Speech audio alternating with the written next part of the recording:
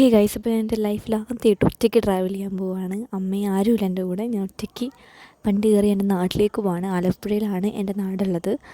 അപ്പോൾ അങ്ങോട്ടേക്കാണ് പോകുന്നത്. കായംകുളത്താണ് എൻ്റെ നാട്. അപ്പം എൻ്റെ അമ്മ ഇവിടുന്ന് ബസ് കയറ്റിടാനായിട്ട് എൻ്റെ കൂടെ വന്നിട്ടുണ്ടായിരുന്നു. ഞങ്ങളിവിടെ നേവൽ ബേസിൽ നിന്നാണ് ബസ്സൊക്കെ വരച്ചിട്ടുണ്ടായിരുന്നത്. കായംകുളം ബസ് കയറി പിന്നെ അവിടുന്ന് ബസ്സിലാണ് ഞാൻ ട്രാവൽ ചെയ്യുന്നത് കേട്ടോ. അപ്പോൾ ബസ്സിൽ അവിടെ രാവിലെ ഒരു 8:30 ആയപ്പോഴേക്കാണ് ബസ് എടുത്തിട്ടുണ്ടായിരുന്നത്. ഒരു 3 മണിക്കൂറോളം എടുത്തിട്ടുണ്ടായിരുന്നു എനിക്ക് അവിടെ എത്താനായിട്ട്. അത്യാവശ്യം നല്ല ലെങ്തി ആയിട്ടുള്ള ജേർണി ആയിരുന്നു.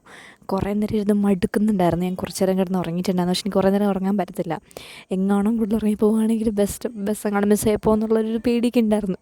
ഞാൻ വേറെ എവിടെയെങ്കിലും കയറി ഇറങ്ങുമോ എന്നുള്ളൊരു പേടിയും കാര്യങ്ങളൊക്കെ എനിക്ക് ഉണ്ടായിരുന്നു. ഞാൻ ഗൂഗിൾ മാപ്പ് എടുത്തിട്ട് ഞാൻ കറക്റ്റ് ലൊക്കേഷനൊക്കെ ഇട്ടിട്ടാണ് പോയിട്ടുണ്ടായിരുന്നു. ഇടയ്ക്കിടയ്ക്ക് ചെക്ക് ചെയ്യുന്നുണ്ടായിരുന്നു ഇനി എത്ര നേരം ഉണ്ട് എത്താനായിട്ടാണെന്നൊക്കെ. പിന്നെ അതിന് ശേഷം ബസ് സ്റ്റോപ്പിൻ്റെ അവിടെ ആൻറ്റി വിളിക്കാൻ വെച്ചിട്ടുണ്ടായിരുന്നു.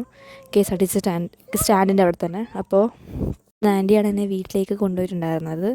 അപ്പോൾ ഞങ്ങൾ വരുന്ന വഴിക്ക് ആൻറ്റി എന്നെ അവിടെ നിർത്തിയിട്ട് ഒരു കടയിൽ നിർത്തിയിട്ട് പപ്സും അതുപോലെ ഷേക്കൊക്കെ മേടിച്ചിട്ടുണ്ടായിരുന്നു. രാവിലെ ഞാൻ ഒന്ന് കഴിക്കാനാണ് ഇറങ്ങിയിട്ടുണ്ടായിരുന്നത്. അതുകൊണ്ട് തന്നെ എനിക്ക് നല്ല വിശപ്പുണ്ടായിരുന്നു.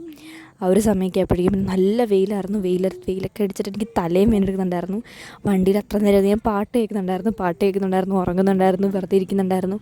ലാസ്റ്റ് മടുത്തായിരുന്നിട്ടുണ്ടായിരുന്നു. അപ്പോൾ അങ്ങനെ അതെല്ലാം കൂടെ കഴിച്ചപ്പോഴേക്കും ഒരു സമാധാനമായത് എനിക്ക്. പിന്നെ ആകെ ഒരു സമാധാനം എന്താണെന്ന് വെച്ചാൽ എനിക്ക് സീറ്റ് ഇട്ടിട്ടുണ്ടായിരുന്നു. അതുകൊണ്ട് തന്നെ അധികം ബുദ്ധിമുട്ടേണ്ടി വന്നില്ല. നിൽക്കുകയും കൂടെ ചെയ്യുമായിരുന്നെങ്കിൽ എനിക്ക് ഭ്രാന്ത് പിടിച്ച് പോയേനെ.